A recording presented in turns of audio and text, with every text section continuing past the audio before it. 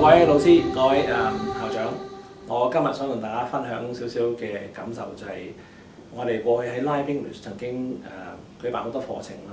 幫過好多同學啦、個別地啦、小組啦，或者個學校做過好多培訓嘅項目咧，都係達到一啲比較理想嘅成效嘅。咁我哋好清楚明白到喺而家嘅體制當中咧，好多學校係疲於奔命去應付一啲不斷改革嘅課程，咁其中 DSE 就係一個好明顯嘅例子啦咁樣。咁喺咁緊迫嘅時間當中啦，確實好多同學咧，可能無論係拔尖又好、保底又好，或者可能一啲基本上正常嘅加強課程都好咧，似乎真係都冇咁嘅時間能夠喺一個學校嘅時段裏邊咧係做得到或者安排得到咁樣。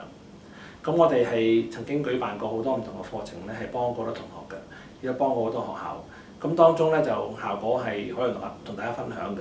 就係我哋會發覺其實最感受深嘅就係可以幫助到好多同學，可能佢哋係好有心想學嘅，但可能苦無一啲方法。咁我哋有咁嘅空間啦，有咁嘅時間啦，可以幫到同學能夠即係啟蒙佢哋，原來學英文可以真係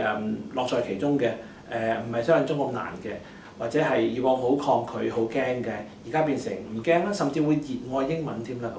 我曾經試過幫嗰個同學咧，就係好乖嘅呢個女仔，佢最多同我講話佢個志願係讀醫。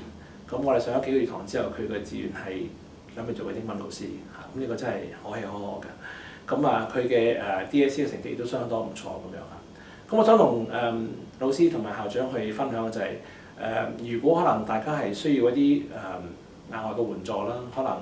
有同學可能需要一啲輔導嘅課程啦，或者可能我哋可能會特地去為學校度身訂做啲課程，喺學校裏邊去搞啲可能即係課外嘅班啦咁樣，我哋都好樂意去做。咁我哋過去有咁嘅經驗，有咁嘅能力，咁其實唔單止係中學嘅，我哋喺大專啦，喺企業裏邊都有做嘅咁樣。